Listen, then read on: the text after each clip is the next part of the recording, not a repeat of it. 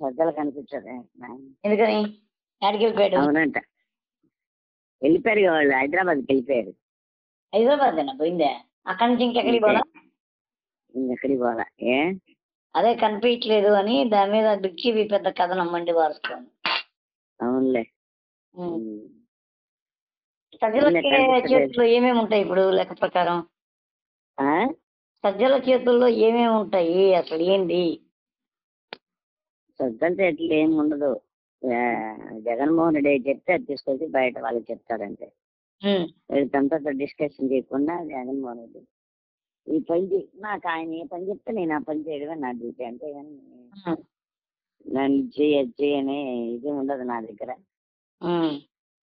Sir ఏది చెప్తే నేను అది చేయడమే.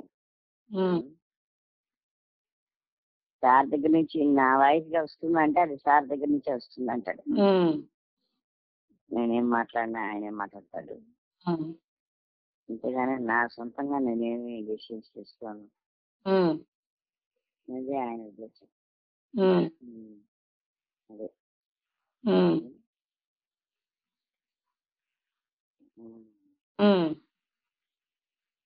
ఏంటి వీళ్ళ వెతుకులాట ఏంది? ఓ తర్జన భర్జన పడిపోయి కొట్టుకొని మింగలేక కక్కలేక సజ్జలెక్కడా అని ఆ కసి క్రోధం వాళ్ళ వెతుకులాట ఏంది, హడావుడేంది, ఎక్కడ ఈ సజ్జలని, ఎందుకు అంత హైరాణ? అంటే వాళ్ళు ఇప్పుడు వాళ్ళకి ఇప్పుడు ఏంటంటే దానికి ఏదో ఒక ఇది కావాలి వాళ్ళకి. ఇంకా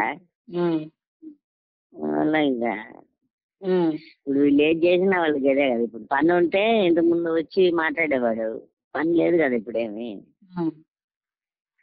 రెడీ అంట. ఇప్పుడు ఇక్కడ ప్రాబ్లం ఏంటంటే మామూలుగా అయిపోయి ఇప్పుడు కొడాలి నాని, వంశీ వీళ్ళందరూ టీడీపీ వాళ్ళ చేత కొట్టించుకుంటుంటే ఈ సజ్జల, ధనంజయ రెడ్డి వీళ్ళంతా డైరెక్ట్ గా వైసీపీ వాళ్ళ చేత కొట్టించుకుంటున్నారు. ఇది ఒక వింత వాతావరణం, ఎక్కడ ఉండదు. అవును అవును. అది అంత నేరం ఏం చేశాడు సజ్జల? అంత నేరం ఏం చేశాడు? నేనేమేం చేసేది అంటే ప్రాబ్లమ్స్ ఏమన్నా చెప్పడం, ఆయన చెప్పడానికి ఆయన దంచినట్టున్నాడు అంతవరకు, అంతకించండి. అంటే వార్త కరెక్ట్ గా నేరుగా పోదు ఆయన దగ్గరికి. అదే వీళ్ళకి భయం, వీళ్ళే ఇన్సూరెన్స్ చేస్తున్నారు మాట్లాడతాడేమో అని వీళ్ళ బాధ, వీళ్ళ క్రెడిబిలిటీ పోతుందని వీళ్ళ బాధ. ఇప్పుడు అది నెక్స్ట్ అన్ని వివరాలుగా చెప్పుండాల్సింది దానికి. ఆయనకి ఇష్టం ఉన్నా లేకపోయినా చెప్పు ఉండాల్సింది. వీళ్ళేదో అక్కడ మేనేజ్ చేయడంతో మొత్తం సంకనాగిపోయింది. హేమచంద్రారెడ్డికి కూడా ఒక 200 కోట్ల రూపాయల ఇదేదో ఉందంట కదా స్కామ్. అవునా? అది కూడా బయటకు వచ్చిందా? అది కూడా బయటకు వచ్చింది నాయన. హేమచంద్రారెడ్డి స్కామ్ కూడా బయటకు వచ్చింది లాస్ట్. ఇంకా ఒక్కొక్క స్కామ్ వస్తుందిలే, ఇంకా ఒక్కొక్క స్కాములు వస్తాయి అబ్బా. ఇంకా అంతే స్కామ్. అయితే కొడాలని ప్రెస్ మీట్ పెట్టారు కదా వాళ్ళు. ఏమని?